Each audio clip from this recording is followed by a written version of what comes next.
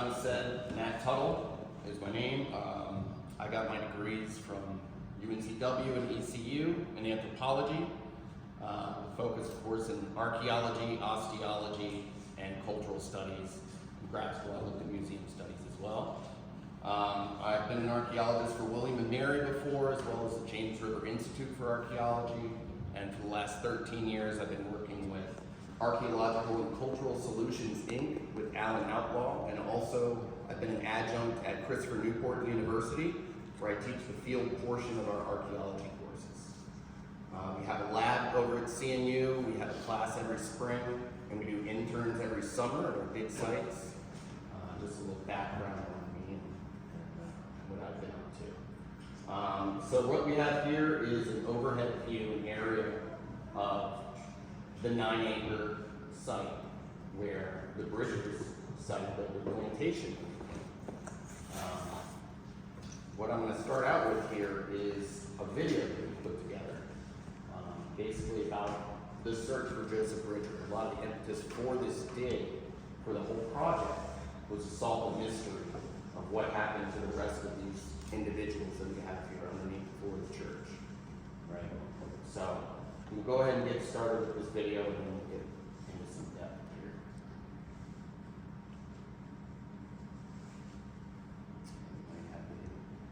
Last time I started with Phyllis.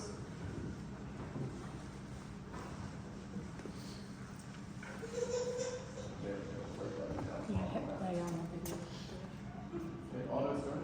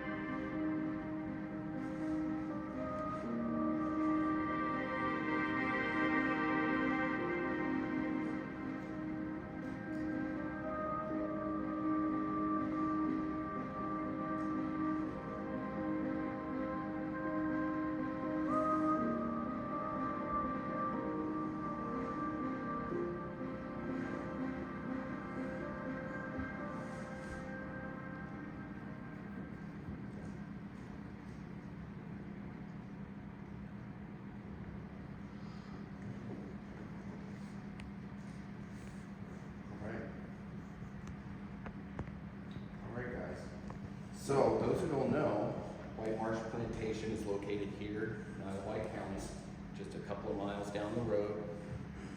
It's down off the tributary of the creek, off the Brewers Creek. The bulk of the site here will be in the lower right corner, the habitation areas, just for reference. So the investigated portion of the site is within 9-10 acres or so of farmland that was purchased by the Bridger Family Association for the purpose of investigating the original family home, as well as to find and recover the remains of the ancestors, right? It was an unmarked family cemetery, so it had been lost to time since the 1890s or so. So part of our goal really was just to recover where the cemetery was, find out how many individuals, and do research on the cemetery, right? The ultimate goal being to reinter the remains of the Bridger family here at St. Luke's Church. So, methods employed, right? We brought out all the toys for this dig. Not only just that, but just good old-fashioned elbow grease. We did initially, years back, shovel test pits. When we first get to a site, we lay a grid over the site, essentially. It's based on usually compass directions or on architecture. And on that grid, we did a small hole on every point, every intersection of the grid, and those are called shovel test pits. Based on what we find in those pits and the layers, we then create a map of the hits and the misses, the hot spots and the good spots that potentially to dig. Right? So that's called phase 1 archaeology. That's bare bones first stuff. After we do that, we basically identify the areas that have the high concentration of artifacts, high concentration of layers that are of interest to us. We would then open up square units. Right? Usually they're 2.5 foot by 2.5 foot units to start. We start out small and we get bigger from there, open up bigger windows. A lot of times when you start digging, it's like you're holding something really close to your face and you have to kind of slowly pull it back to see if there's more, and that's when we would open up larger units. After we worked on these square units, which we had a good bit of them out there, we brought in, as you saw in the video, a backhoe and did mechanical removal of the top section of soil, which we know was not historically important. So we have what's called a plow zone that occurs in farmland, where the top, usually about 1/2 foot to 1 foot of land has just been churned up over time. And you find these plow scars down in the clay when you get down to what we call subsoil. Subsoil is sterile clay or sand that has not been touched or dug into, right? So we took this backhoe and we removed large portions of basically the recent farming layers, right? Moved it all down, stripped it so we could see down at the colonial occupation layer, right? We also ran, as in this photo here, this is our colleague Tim Horsley, ground penetrating radar and magnetometry. So he essentially runs a laptop and a machine over the site, kind of like a lawnmower in lines. It sends, basically it's like sonar, it sends the signal down and it pings back up with information, with depths, with concentrations, things like that, and we get kind of a layered view of what's underground. It's not always perfect, right? We get kind of a blurry view, but we get a good idea of where we should be looking by doing those things.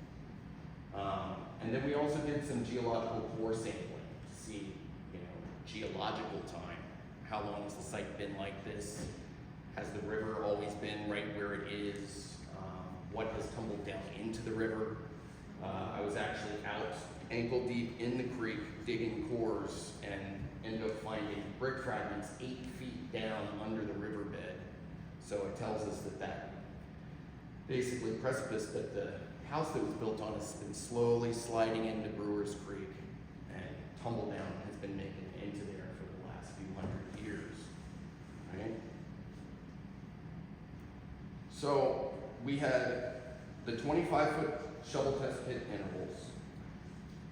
We had a 35-foot by 25-foot exploratory opened in 2011, which revealed 3 graves, which gave us a clue to where the cemetery was going to start. Not where it ended, but where it started. We did the GPR in 2017 with our colleague Tim. He's from Northern Illinois University. He's in high demand. He's been all over the place lately. He's just finished up at historic St. Mary's in Maryland and has basically given them a treasure map to open up a whole bunch of new digs going on there. Great guy to work with. In July of 2020 is when we did the mechanical removal of a 90-foot by 75-foot section, which was going to be where the cemetery was. And then we've been getting interns from Christopher Newport University. They take our historical archaeology class, and then we offer up for them to come in for a paid internship for the summer. And all the 4 summers that we were there at Whitemarsh, we had interns. First year we had 1, the second year we had 2, by the last year we had 5, and I had an assistant there. So it kind of grew as we went on and as we opened up more land for digging. So what we have here is one of our ground penetrating radar maps. It's a little messy, it's a little noisy, there's a lot going on. A lot of the time, all that we can tell is that there's either a reflection of something, right? Or whether there's a pit, if there's a linear trend. Any of these shapes, patterns, circular patterns, linear patterns, these are things we're looking for, right? So based on all of this, we had to separate the noise from the actual domestic structures and the cemetery. Because you've got to remember that this was used by farmers for a couple hundred years after the Bridgers had left. Right? So a lot of this blue-colored, purple-colored stuff up top was farming. Right? It had to do with animal pens, it had to do with pits and storage. Didn't have anything to do with the colonial period. So we had to check that stuff out and basically whittle down what was important to look at. We opened up 34 units in all. 7 of them were 10-foot by 10-foot units. 27 of these units were the 2.5-foot by 2.5-foot squares that I spoke of earlier. In all, there are 69 archaeological features at the site, and an archaeological feature is anything basically man-made or man-altered underground, right? And then there were 25 graves in all when we did find the cemetery, which was one of our big goals for the site. The cemetery is not on this map. It was a good bit to the east of what you're looking at right now. The squared structure towards the bottom, that is gray color, that is the northern end, northern half, if you will, of the actual Bridger household. It was a huge house. We'll go over the size and the square footage later on, but we had no idea how big and sprawling the house was going to be. We also thought it may be just one big structure. We come to find out that it's a number of structures. It was kind of an amalgam, right? And they just tacked these different brick structures all together into one large, almost T-shaped building. So after we went through that, we really focused on the domestic architecture, right? We whittled out all of the farmer stuff, all the animal pens, all of the pits, and even the native stuff. Of course, the natives have been here. It's right next to a creek. It's on relatively high ground. So we did find native elements at the site, as you do pretty much anywhere in Virginia. Right? So after we located the structures, we really kind of focused hard on getting down to get the brass tacks of the building. What you're looking at here is the southern half of the main Bridger household. This is a cellar that we're down in. So the middle there you see is a tree stump. It was a 70 to 80-year-old sycamore tree that was growing up right in the middle of the cellar. Unfortunately, we had to chop it down, but we have heard from the current landowners that there is a new sycamore growing, and it is right off to it, so Sammy the sycamore lives on. We're happy that we still have one at the site. As you're looking at this, the center bottom there was a fireplace. Right? That's a fireplace base made out of brick. We have scales there, so you can tell that scale is 5 feet in width, right there. So the chimney base went all the way down into the cellar, and there would have been access or use to the chimney in every level of the house, which we call 2+ stories. It was essentially 2 stories with a loft. Would have been the 3rd story. And it went all the way down into the basement where they were probably doing their cooking, their cleaning, their laundry, things like that, right? The cellar is brick lined, clearly.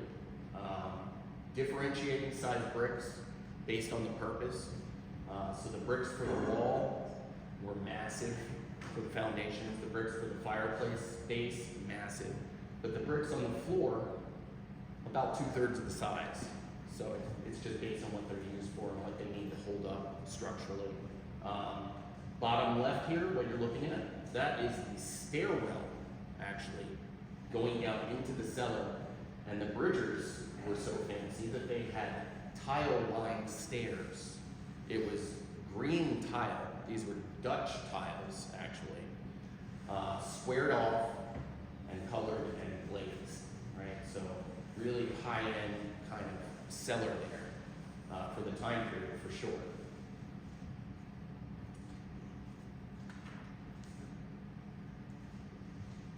So, if you take what you just looked at, you guys see the sycamore stump in the middle there? That's our cellar, the large cellar. And you can see the connection to the north end of the house, which you saw in the initial photos. So all of these little sections together basically comprise the Bridger household. It was almost like a complex, an amalgam of it, like I said before. You could see the individual square footage, probably hard for you guys to read back there, but we basically have determined that the structure, if I can find it here, guys, sorry, was over 3,300 square feet, right? So huge, huge structure for the time period. We believe it was the 2nd largest brick house built in Virginia during the 1600s. The only house that would have been bigger would have been the governor at the time. You have a small cellar. I wish I had a laser pointer or something. A small root cellar here on the bottom right side, right when you come in the front door, and then the larger cellar in the back.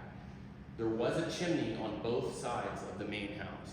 You can see the jutting out base there to the bottom portion and on the top. So they would have had dual chimneys that would have gone all the way up. So each story would have been able to use the chimney. There on your top left is what we refer to as the old brick house, right? So we determined that they got to the site circa 1650, just a little afterwards maybe, and they built this small brick structure, which they lived in for the beginning years while they were building this massive, massive building just next to it. And you can see in between the 2 buildings, there's just a little strip of connection that we found, where they were able to basically tack on the new building onto where they had been living while they were building everything, right? We also found there on the very top end a couple of other little additions that they probably put on later. The one on the top right, we're thinking was a storehouse, right?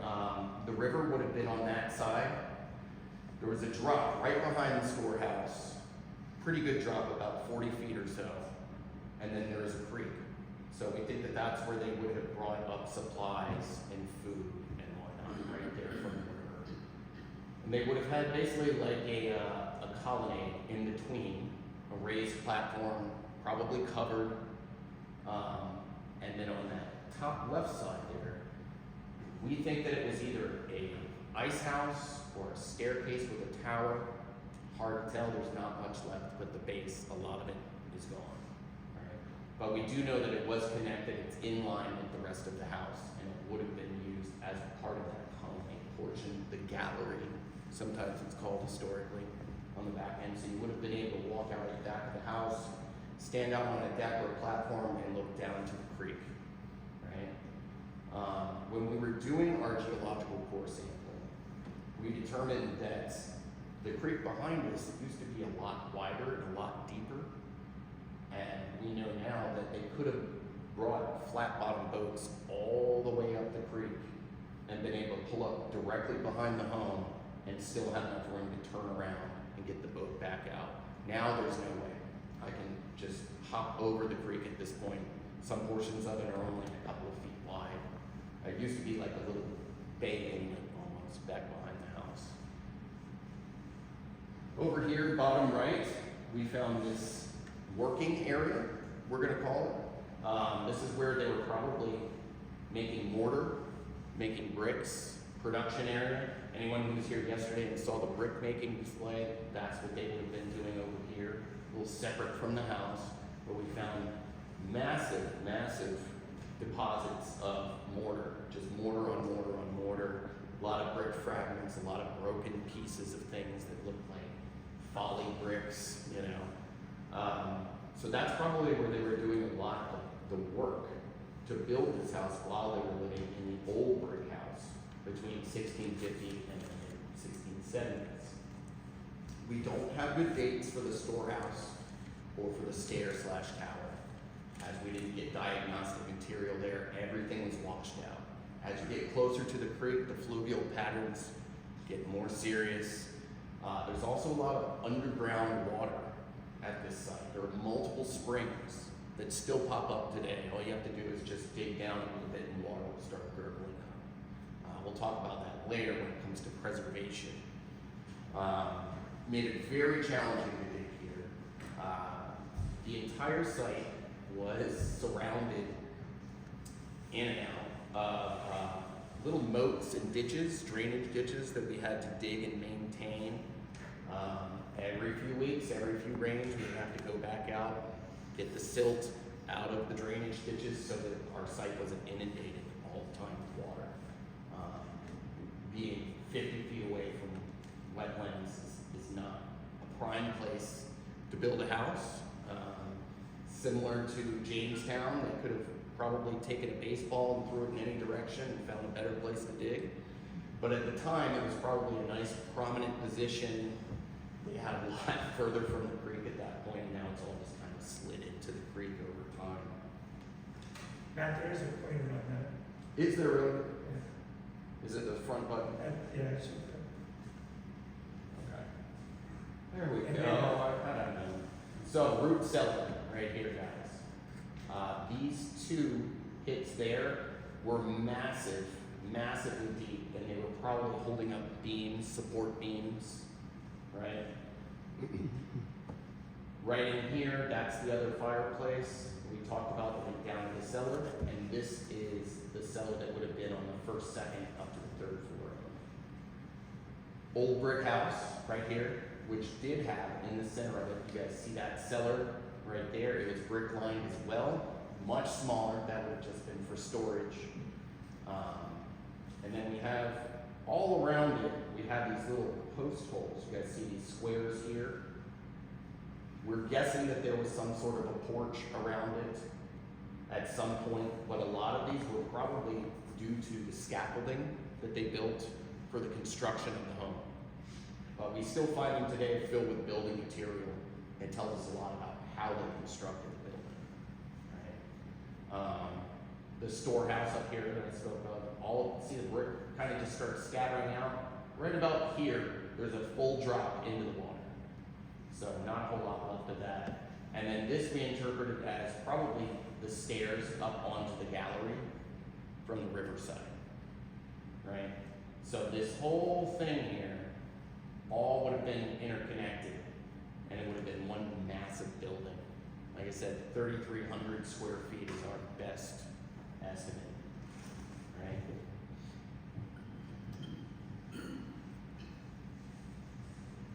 So this is an interpretation or reconstruction drawing of what that main portion of the house would have looked like, right? Fireplaces, both sides here, right? You would have had a partition in the middle. Here's the entryway to the cellar. You would have probably had 2 entryways to the cellar. It was so massive, and we found 2 large openings with a step down. Only one of them had the grand staircase, though. The other one would have likely been just very functional. Of course, the dual chimneys, right? This shows you the cross section there, where each floor would have had access to the chimney. And then here's your step down for the cellar, right? So there's been a lot of local lore around when this church was built and when the Bridger household was built. And for a long time, it was contested that this church was built sometime in the 1630s. That was held on to for a long time. People didn't want to let that go. Well, we now know that Joseph Bridger wasn't here until at least 1650, right? And we now know that this structure, their main house, was not finished until 1678. This is probably some of the last touches. This right here is a lead window pane seal found at the site with the date marked on there, 1678. Right? So the patron of the building here and the land, all of this, wasn't even here until 1650. Didn't even finish his home until 1678. So we know that this church wasn't built until much later than that 1632 date that a lot of people wanted to hold on to. Right?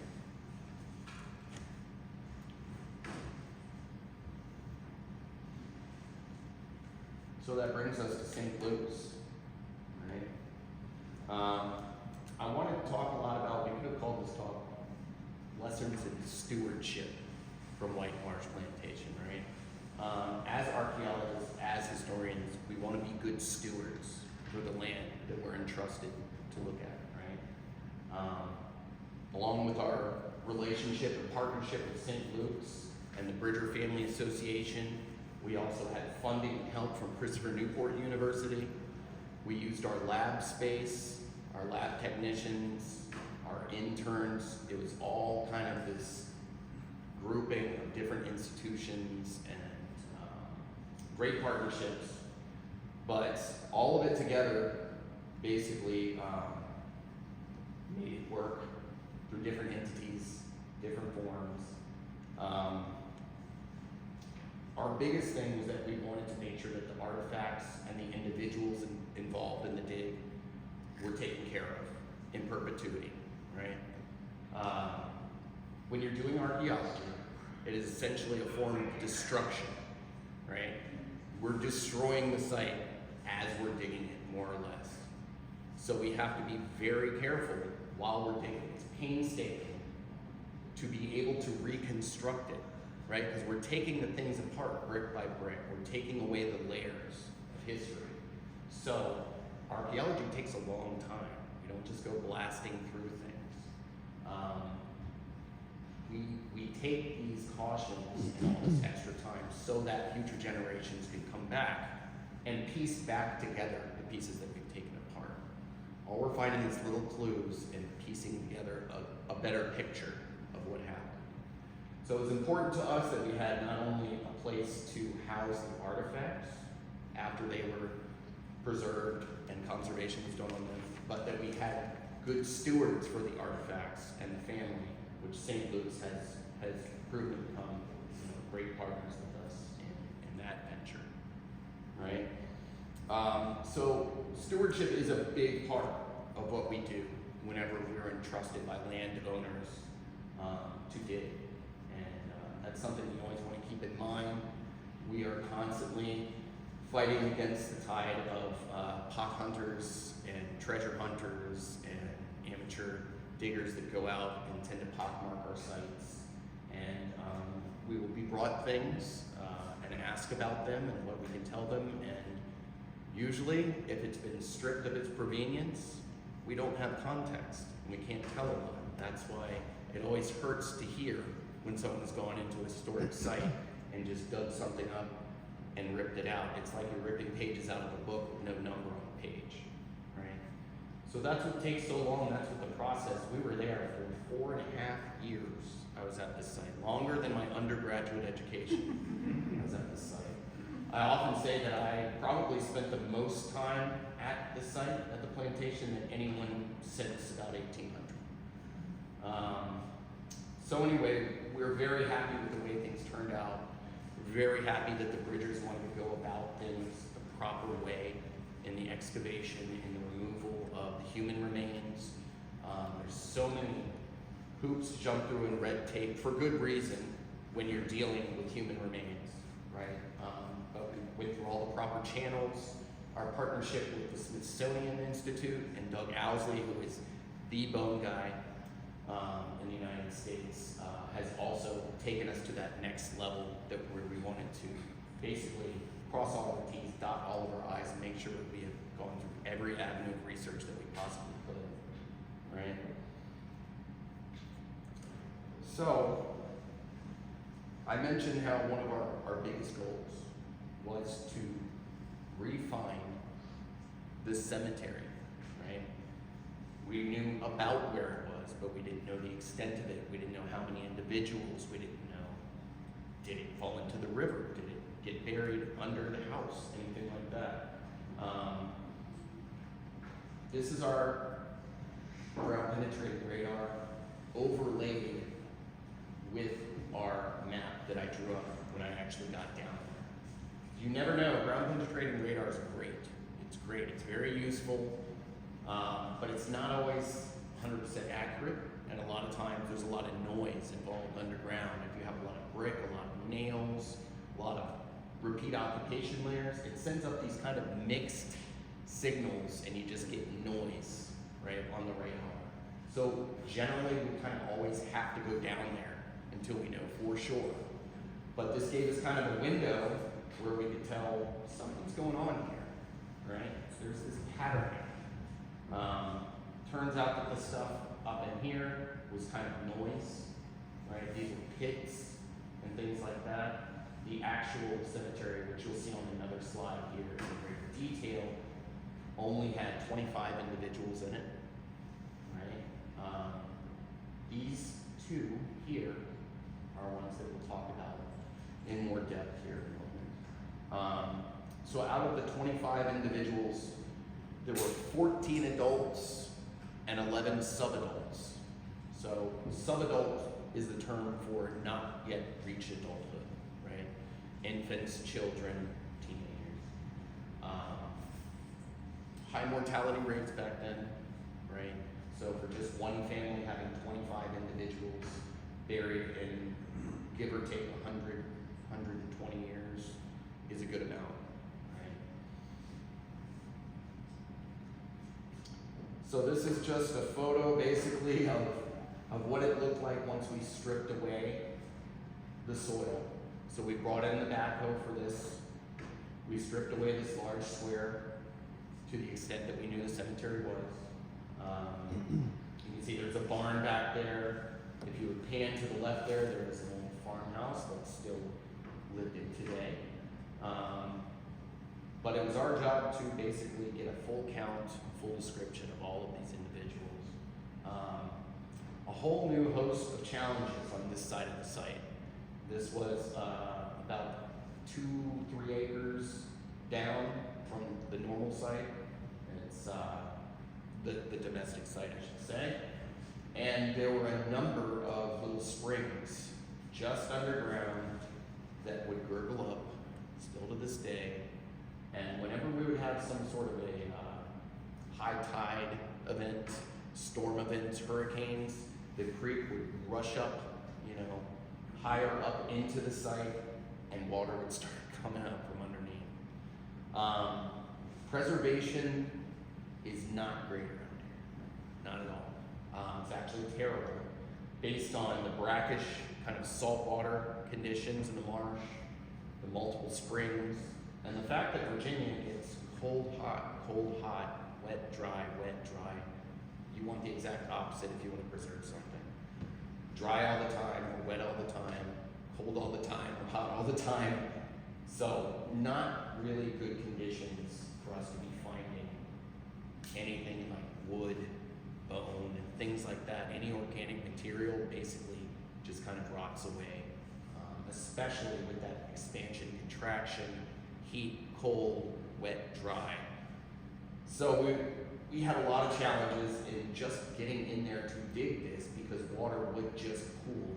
I don't know if you can see it, but there is water just kind of sitting back here on this kind of orange clay, silty clay. We had to dig an entire moat system through here. There were 7 different moat ditches that all interconnected. That we would have to clean out and divert water away from the graves so that we could get in there and dig them. Generally, when we dig in cemeteries, around cemeteries, our goal is to not disturb any of the human remains. We want to get down to where the coffin level is, map and document the coffin, the shape, the measurements, the depths, if we see any nails, and then we leave it alone. This was a special case. The Bridgers specifically wanted all of the individuals exhumed and reburied together in a nice tabletop tomb, which we have now on site here. So this was a huge undertaking. I've never heard of an entire colonial cemetery being exhumed for the purpose of studying the remains and for them all to be reinterred at another place in perpetuity. So very unique situation as far as archaeology goes. Generally not the way things are done. Pretty much Jamestown are the only folks around here that really get into graves to the extent that we did here at Whitemarsh.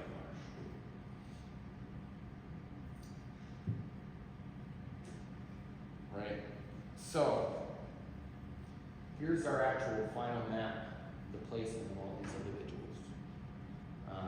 Christian burials were always done east to west, right? So that if you sat up out of your coffin, you would be looking at the sunrise, right? So heads to the west, feet to the east. I don't know if you can tell on top there, you have a heading north is this way, the arrow moving that way. There's a scale here, 5-foot scale, kind of extrapolate the size of the whole thing, right? So in July 2020, that's when we at ACS monitored the mechanical removal of this whole area of 89 foot by 75 feet. And this basically just expanded where we had looked at the GPR from 2011 and 2017 was here, right? But we expanded out to find the remainder of the cemetery. So the survey revealed the presence of unmarked graves. It was about a 1.5 foot deep area, excavated the whole thing down before you started hitting grave shafts. And we just removed all of that plow zone mechanically. It revealed 25 burials, as you can see here.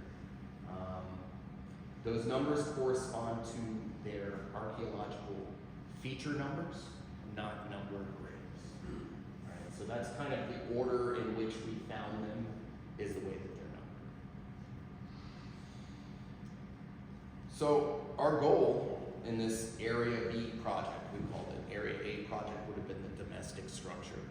The Area B side, our goal was to find and recover the remains of the Bridger family from the unmarked cemetery, study the remains, and then reinter them in the cemetery here at St. Louis. So the work was conducted under a burial excavation permit that we got from the Virginia Department of Historic Resources, which is very hard to get for good reason, right? They don't hand these things out. You have to go through the proper channels, we have to be certified, we have to be in with the state to do this.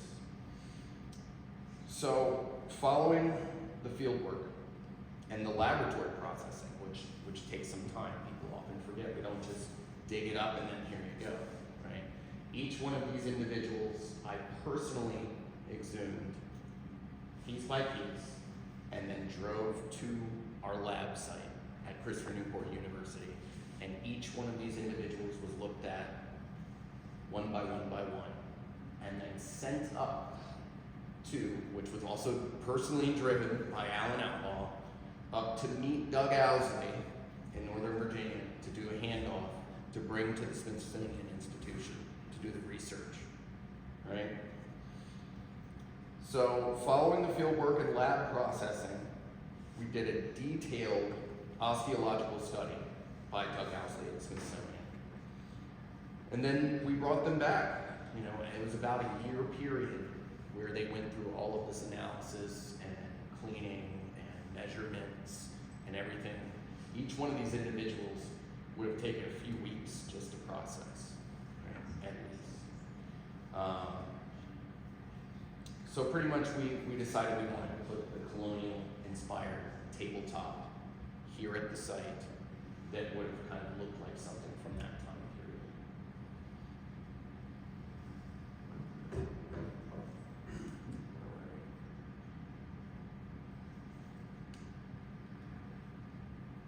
So this is one individual, and honestly one of the more intact individuals that we studied. Now we show this to show you how painstaking the process is in getting into these graves. Generally, when we're looking at them, we would have stopped at this level right here, where you could have seen this hexagonal shape. They had these kind of angled hexagonal coffins. They were wood coffins, they were nailed. We would generally stop and just measure and map the actual coffin. This was a step further than we went. So we got into the coffin there and carefully, by hand, removed all of the fill until we reached human remains, right? This is a map that I hand drew or hand measured of this individual. You guys can see the parity there. All of these little numbers, figures here, correspond to each one of the nails that we found in place. They were still sitting right where the wood used to be of the coffin. And oftentimes you still see the stain of the coffin, but it's like dust. It's just turned into organic material, right? So we have this just kind of line of organic, dusty material. You could go like this with your finger and it would blow away, right? With nails still sticking in it. And we were able to determine the depths and the orientation of all the nails that we came across so that we could, one by one, reconstruct every single coffin and every single burial at the site. You can imagine how long that might have taken, right? So just this grave itself took me about 2 weeks just to get down, take all the fill out, carefully with brushes and picks, uncover this individual, and measure out everything, right? And that's just one grave out of the 25. So for each of the graves, we would have this map, which this is what we call a plan map. A plan map is looking straight down, bird's eye view. And this would be a profile map. That is your side view, right? This is the depth, right? So you can see grave shaft up top, coffin shaft below. Generally what happens is the top of the coffin at some point in time rots away and falls into the coffin, and the fill fills in that basically recess, and we have to pick back through that until we find the coffin wood, if it still exists, basically right on top of the individual. Right.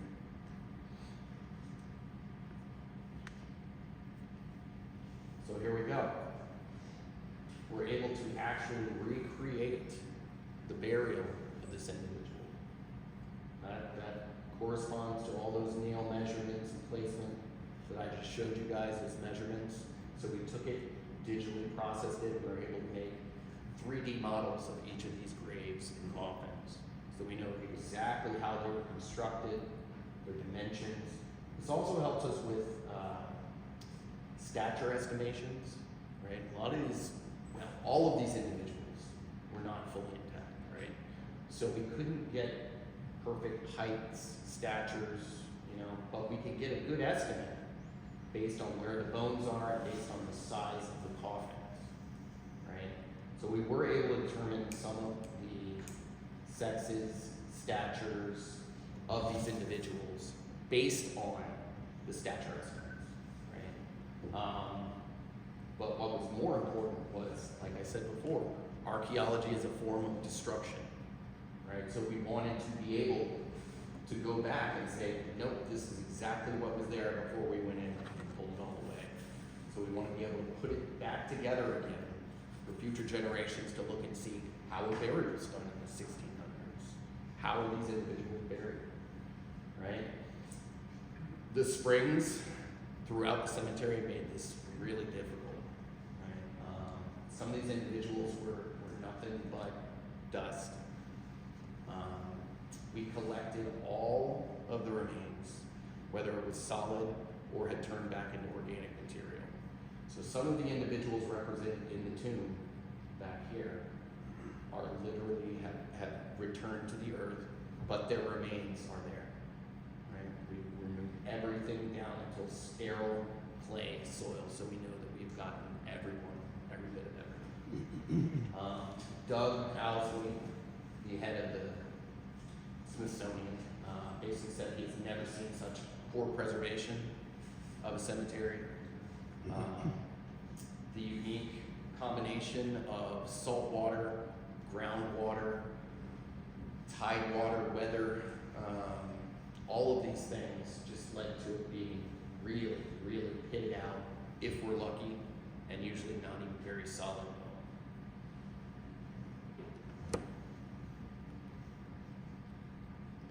So here's another example of a couple of things we found in the grave. On the left here, this is actually an infant grave. Very small, very slight. You know, they didn't dig down very far on these. The individual was very small. The grave and coffin would match the individual. Some of these, the wood was completely gone. Some of these, the remains were almost completely gone. We did find one of the infant burials coffins was still barely intact as far as the shape of it. They did use rectangular shaped boxes for the infants a lot of the time. I think it was just too difficult to make the regular hexagonal shape on someone that was not full stature. So they would just have kind of shoebox sized square coffins or rectangle. On the right here, what you're looking at is buttons that were in place here on top of this individual. This is one of the latter burials. This was from probably around the 1770s, 1769, one of the last burials there. And this individual did not fare very well because there was a spring right next to the grave. You can see we have here the rib cage. You have an arm here coming in. Right here would be the hips. So these buttons would have been from the coat and or sleeves of this individual, possibly pants button there. But everything was still in place. All of the artifacts that were found, which weren't very many in the graves, were also reinterred with the individuals in the tomb. So everything we pulled out, even the coffin wood, we'll call it, the materials were placed back into the tabletop. Right? We want to make sure not to miss anything.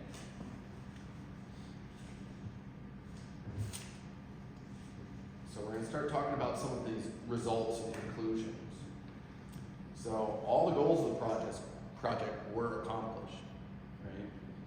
We wanted to find the former Joseph Bridger burial site, carefully removing the entire cemetery, recording burial practices, studying the human remains. We wanted the reburial to happen. We wanted a memorial, you know, with a family grave, with the colonial style tabletop tomb. All of the checklists was hit on that one, so we were very happy about that. So, over a period of nearly 100 years, 1686 to about 1770, the cemetery is laid out from east to west. It's about 300 feet east of that domestic complex that I showed you guys, so a good ways off from the house. It was up on kind of a promontory closer to the river, the deep water, and under some very large trees.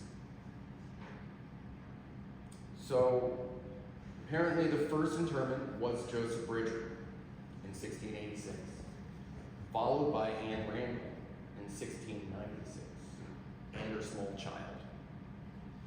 There was a small child buried directly next to Anne Randall. Bottom right, here is the infant burial. So this would be Joseph Bridger's burial site, and this would be Anne Randall.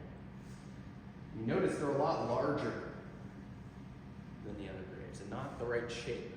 Everyone see how they're just kind of refrigerator shaped, and everybody else has these kind of angled, minus some of the subadults, right? You can see the difference here. So, let's see here. So all heads at the western end of the graves, like I mentioned, feet to the east. Children and adults were buried and had sagely shaped wooden coffins, with the two exceptions for the infants. 3 males were originally clothed in garments fastened with metal buttons. During the last half of the 18th century, those were the last burials here, right? Only the buttons survived. None of the garments, none of the other, if there were grave goods or clothing, nothing survived. Right? Both of the earliest grave shafts were completely empty. No human remains, no coffins. We knew something was up, right? I got into 40 and 41 here, and not only were they way bigger, wider, blown out, I noticed these shovel divot marks in the ground, and the soil was churned up and turned over, right? It had been disturbed. So immediately we knew these are our 2 individuals that are now buried in St. Louis. So, yeah, no coffins, no remains. They contained only mixed soils, which indicated they had been disturbed after burial. Moreover, shovel blade cuts in the grave fill and on the floors of the graves show that they had been previously exhumed. The empty shafts and the unusually wide space between them suggest that they once accommodated the large gravestones that were moved to the chancel here in 1894. So essentially what you had was the congregation decided that they wanted the patrons of the church to be exhumed in 1894 and brought here and buried under the chancel, right? So they would remove the original stones on top, remove the burial, brought them here, right? In some, the Bridger and Randall former resting places were found and identified. Had there been more missing individuals, we would have had a problem, right? But it just so happened that they were the only 2 where no one was home, and obviously the infant buried next to one would indicate the female as opposed to the male burial, right? So we have our 2 mystery folks, their burial places. Until 1894, the total population of the Bridger Cemetery was 25 individuals, with an extremely high incidence of early death of infants and young children. At least 5 adult males and 3 adult females were found. And I say at least because the rest were indeterminate. They were either at that range where it was a crossover between male and female stature, and structure, bone structure, and frankly, the bones were not in good enough shape to get a lot of good measurements. They were deteriorated, they were not the size they would have been, right, at burial. And the reason for that is the poor preservation of the site that we talked about, right? That sandy clay with salt, water mixed in is just not good for bone preservation whatsoever. So, yeah, due to extremely poor preservation, ages at death were estimated by the remains, but all we have is estimates, and they're ranges, guys. So it's going to be like 50 to 70, or 35 to 50. We can tell absolutely when they're subadult versus adult, right? And in the instances where we find individuals usually over 6 feet tall and certain robusticity in the shoulders and certain bone measurements, we know that they are male versus female. So some of them we were absolutely able to tell, but many of these individuals, there was not much left to go on, right? So, we use the bone stains when available, but also the grave shaft and or coffin length to do these stature estimates and height estimates and things like that. Right. So, out of the 25 burials, excluding those 2 that were removed in 1894, only 9 contained recoverable human remains that could be studied fully at the Smithsonian. And that means strontium isotope analysis, chemical analysis, measurements, photos, all of these things that were done. Only 9 were really in good enough shape to be able to be looked at fully.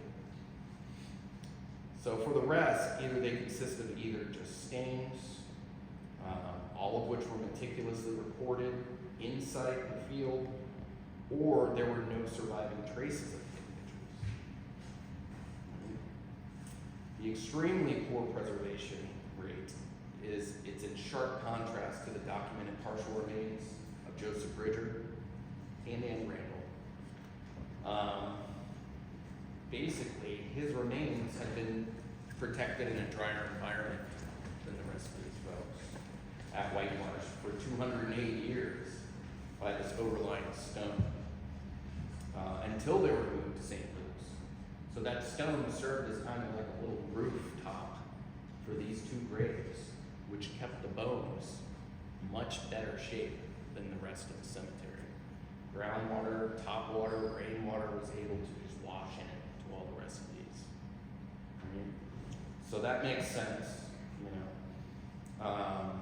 Subsequently, the entire Whitemarsh Cemetery was exposed to the elements for 126 years after Joseph Bridger and Anne Randall's removal, before our current excavation. So during those 126 years, the ravages of time and weather just kind of continued to happen, right? Also, we know that they removed the tree line around these individuals to farm after the fact too. After the cemetery's lost, it was just plowed.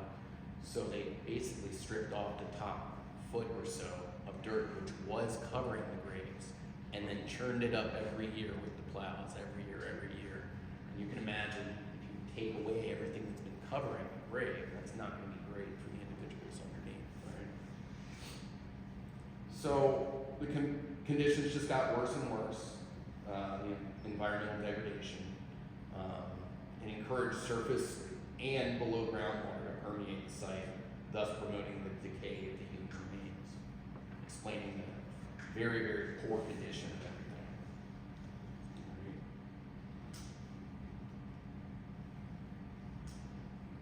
So, this brings us to the Bridger legacy.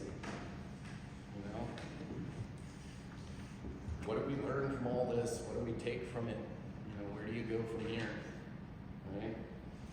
So following this detailed examination of the human remains, exhumed in 2020 and 2021, at the Smithsonian and at our lab, they were taken to St. Luke's Church here for reburial immediately east of the church If you haven't seen it, you guys all need to go back and see it.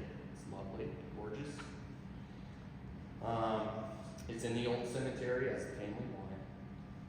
The human remains, the soil samples representing individuals where no evidence survived, and all grave artifacts were reinterred within a single tabletop tomb. We wanted the family to be able to come and visit their ancestors forever, right? We wanted to protect it in perpetuity as well, so we're not going to lose these folks again. There's going to be no more mysteries about it. So reburial took place on September 24th, 2021 on the east side of the church, which Joseph Bridger helped build, right? So it all makes sense. It kind of comes full circle for his family to rejoin him at the church. Right? The stone is inscribed with the date of the 25th of September 2021 to record when the Bridger descendants visited the site to commemorate their ancestors' reburial. Right? So that's here for everyone to visit and appreciate in perpetuity, which goes back to our talk about stewardship and partnership with the church. You know, we wanted to make sure that the family always had a place to come, you know, and visit their ancestors, right? And I think the biggest thing that we learned from all of this, other than that, other than the discovery, other than what happened to these individuals, was basically learning a lot about their everyday lives based on the material remains. Just stuff that a lot of people would call trash or junk tells us a ton about these people. Every little piece of pottery, every little bottle seal, every nail tells us a little something, right? So we got to learn a lot about these people's everyday lives, about how they lived. The Bridgers lived very well. They were a well-off family for the time period, and you would expect that with such a huge residence and all of these very nice goods that we found. We found pipes, you know, tobacco pipes with stamped maker's marks.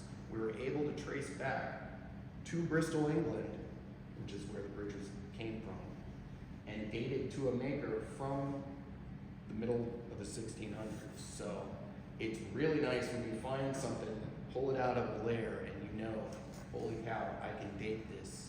Absolutely, we know when this layer was sealed up. And for it to match the city that they came, the area they came from in England, and the time period we're looking for, you know, that stuff's great. So we were very fortunate that previous digs there, pot hunters, treasure hunters hadn't fully destroyed the site. Now they destroyed a lot of it. A lot of my job is sorting back through what people have done to the land over the last few hundred years. It's usually not pretty, but since none of the digs previously were processual, right, and not done by professionals, they usually miss the good stuff. So we're thankful for that. We're thankful with, you know, the partnerships that we're able to have and maintain with the Bridger family, St. Luke's, Christopher Newport. It's really important that everybody got together on the same page and wanted to do things the right way. So many times in archaeology, it's kind of a rush. We only have this amount of time. We only have this amount of funding. Do what you can, and we always walk away thinking, man, more could have been done. But not in this case. In this case, we feel like we really got everything we needed to get. We got all of the data that we needed to get, and we think that the family is happy with the results and their ability to come and visit their ancestors here at the church. So, that being said, open it up. Any questions, comments, anything? Yes, ma'am? When the 9 remains went to the Smithsonian, I know these days it takes a whole team of scientists to try to learn what sort of specialists and what did they learn. Well, like I said, there wasn't a lot to go on. Right, so we were able to find in these individuals, those are the ones that we were able to tell, male or female, right? Stature estimates, right? So we could get kind of a range males were this height to this height and weight, females were this height, this weight, structurally. And we learned the biggest thing was that they all had high levels of lead, right, in their bones, which lead back in that time was what a lot of people ate and drank out of. And it stays in your body, it stays in your bones, and it's a measurable amount, right? And only well-off folks were eating every day off of lead-based, silverware, plates, goblets, all of this stuff. And it stays in your body, and we were able to measure that. And that just basically tells us what we already knew, that the Bridgers were very well off and living a really well, high society life for the 17th century. Along with that, we were able to see some trauma on some of the bones, pathologies and things like that. But generally, it's very hard to determine what happened before burial and what happened during that terrible few hundred years of preservation, right? Because they were in such poor condition. We were hoping to get full skeletons, full bodies, get names, ages, all of this. But when we got down there, Doug and I were both just amazed at how poorly preserved these individuals were. So I'm happy, honestly. I had my trepidations about removing individuals, but I'm actually kind of happy we didn't leave them there to continue to basically melt away into the earth. I'm glad that we have them and they're all in a safe place now, because that field is unforgiving. So yeah. So were there chemical tests or genetic tests? There were. They ran those, and a lot of them were inconclusive. We would have to get Doug Owsley to go through all of these very, nitpicky isotope numbers, and he's got a higher level of understanding of the chemical analysis than I do. I'm more of the physical osteologist guy who goes in and identifies and removes the bones. Doug did give a talk for the Bridgers along with myself a while back, where he was able to go through all of these very specific numbers and ranges. He's got charts to show you, it was higher these levels, lower these levels. They're going to look at, like fluoride and all of these different things. And there was a range for each individual, which we're able to get of those 9. But that's all going to be in the report that we're going to put out, that we're happy to have for the family, happy for former or future archaeologists and historians to look at and to learn from. But that's all still being compiled. It's all still, it doesn't just, we don't stop and then magically it's done, wrapped up with a bow on it. It takes a lot of research, writing, compiling, and Alan and myself and Doug have still been working on some of this stuff. So there's still more to come. So the report's not released and out yet, but yes. So from a Bridger genealogy perspective, the male Y chromosome and DNA testing is critical. Were there enough remains on men that were able to get any DNA? We were able to get some. Some, okay. We were. And again, that's Doug's kind of his realm, talking about that. And like I say, it's a lot of ranges, other than just, specifically this, So we would get kind of like, we know where they were born and where they spent most of their life based on the analyses. So every individual would have kind of a different story, right? And it would be kind of a floating range, right? But we would know, were they born in England? And or did they spend most of their life in England and come to Virginia later? Those types of questions could be answered. He's writing the book. Yes, yeah, he's writing the book as we speak. So this is all going to be, it's all going to be very interesting when he's able to parse through all the information but it's also going to be a lot of technical jargon. Like I said, that when he put up the projector and started pointing at numbers, I saw a lot of people just kind of glaze out and just kind of, you know. So it's a lot of really technical stuff, which a lot of chemistry and things like that come into play. Yes. Question. Going back to the diagram of the house, how do you determine whether or not there was 1, 2, or 3 floors? You only have the base. Right. So, a couple of things. What was the question?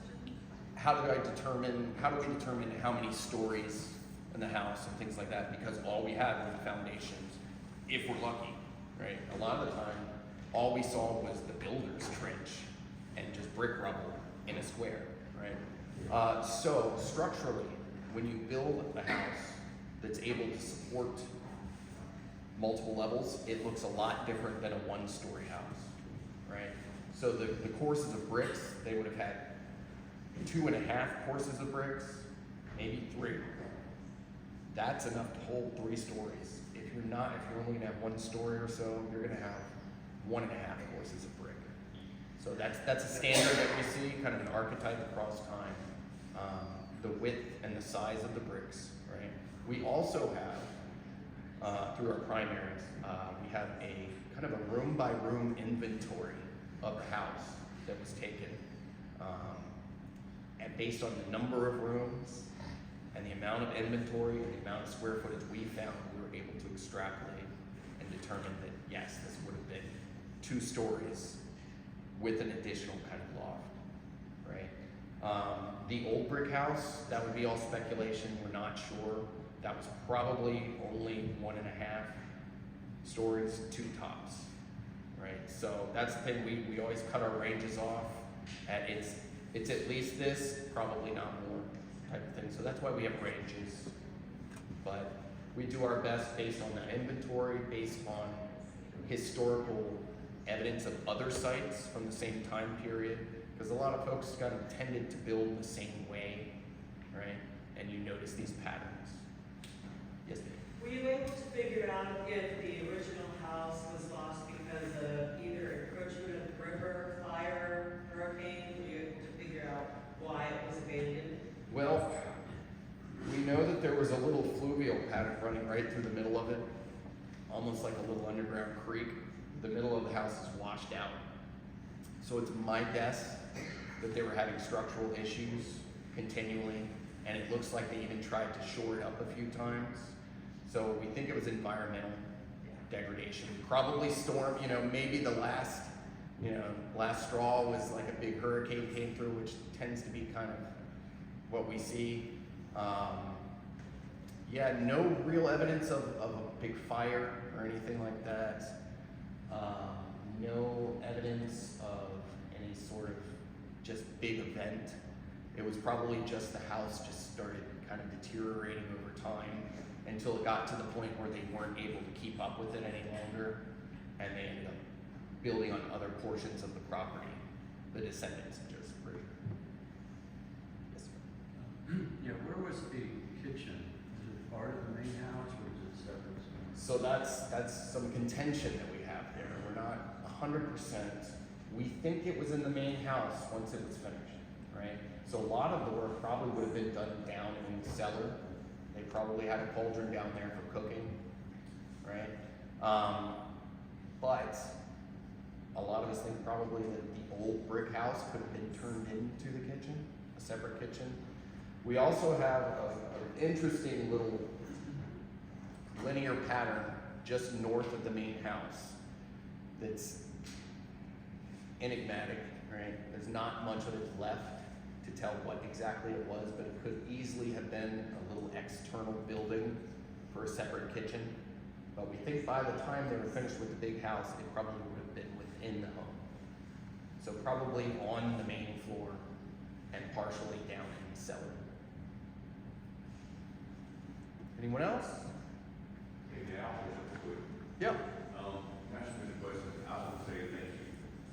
I was lucky enough to live through the archaeologist dig out there, Whitemarsh.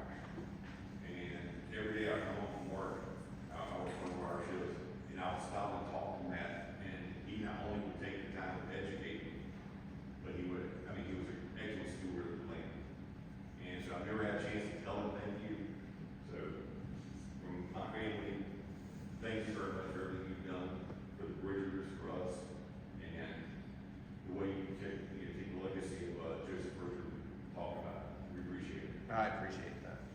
much for saying me.